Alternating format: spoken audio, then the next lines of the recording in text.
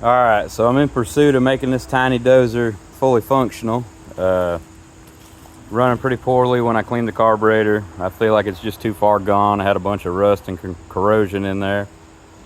Drive belts wore too far. I adjusted them all the way out. Got slightly better engagement, but it was still very weak.